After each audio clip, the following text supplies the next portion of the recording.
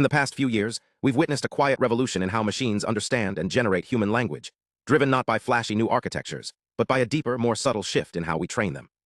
At the heart of this transformation lies a concept that's both elegant and profound: the emergence of reasoning capabilities in large language models. But what does it really mean for an AI to reason, and how did we get here? Let's start with the basics.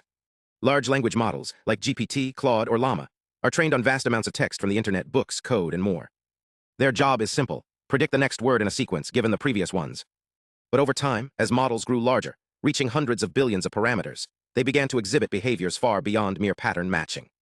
They could answer questions, write stories, even solve math problems. And here's the key: they didn't learn these skills explicitly. They weren't trained on a dataset of solve this math problem examples. Instead, these abilities emerged, unexpectedly, from the sheer scale of their training. This phenomenon is called emergent abilities. It's not just that the model gets better at language. It starts to understand structure, logic, and even causal relationships in ways that resemble human reasoning. But how? The breakthrough came not from changing the model's architecture, but from changing how we train them. Specifically, the rise of chain-of-thought prompting, a technique where instead of just asking the model to give a final answer, we prompt it to think out loud. For example, rather than asking what's 17 times 23, and expecting 391, we ask, solve this step by step, 17 times 23.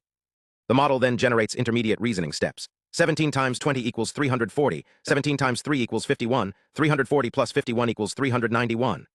This simple shift unlocks a massive leap in performance, especially on complex problems. But why does this work?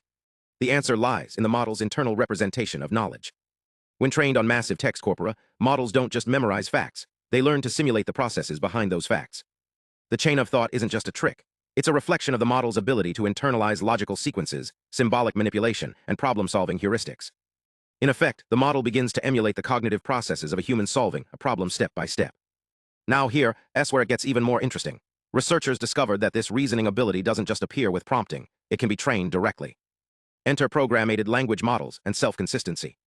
In these setups, models don't just generate text, they generate executable code. For instance, instead of saying 17 times 23 equals 391, the model outputs a Python snippet. Result equals 1723. This code is then executed in a sandboxed environment, and the result is fed back into the model. This creates a feedback loop. The model learns to write correct code because it can verify its own answers. This is a paradigm shift. We're no longer just prompting models to simulate reasoning, we're training them to perform it. And when combined with techniques like self-consistency, where the model generates multiple reasoning paths and selects the most frequent answer, performance on tasks like arithmetic, logical puzzles, and even coding benchmarks skyrockets. But the real game changer is direct preference optimization, DPO, and reinforcement learning from human feedback, RLHF. These methods allow us to teach models not just what to say, but how to think.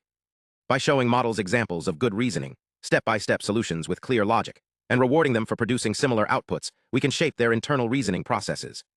This isn't just about accuracy, it's about coherence, consistency, and robustness. And let's not forget the role of model scaling. As models grow larger, especially those with over 100 billion parameters, they begin to develop what researchers call internal reasoning modules. These aren't explicitly programmed. They emerge from the way the model's weights are tuned during training. Some studies suggest that these modules resemble neural circuits that simulate symbolic reasoning, even though the model itself is entirely continuous and differentiable. This brings us to the most profound insight. Reasoning in large language models isn't a single capability. It's a spectrum. At low scales, models are just word predictors. At medium scales, they can mimic reasoning with prompting. At high scales, they begin to perform reasoning, generating code, debugging logic, even discovering new patterns in data. And in the most advanced models, we see hints of what might be called meta-reasoning, the ability to reflect on their own reasoning process, detect errors, and correct them.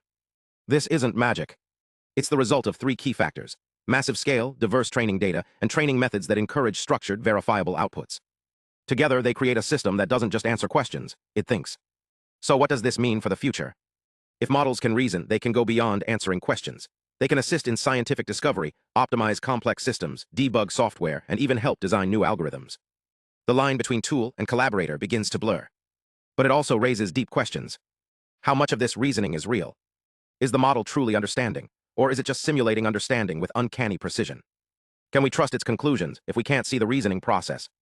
And what happens when models start generating reasoning that's logically sound, but factually incorrect, because the training data contained biases or errors? These are not just philosophical puzzles. They're practical challenges we must solve if we want to deploy reasoning models responsibly. In the end, the emergence of reasoning in language models isn't just a technical milestone. It's a milestone in our understanding of intelligence itself. We're not building machines that mimic human thought. We're building systems that, in their own way, begin to think. And that changes everything.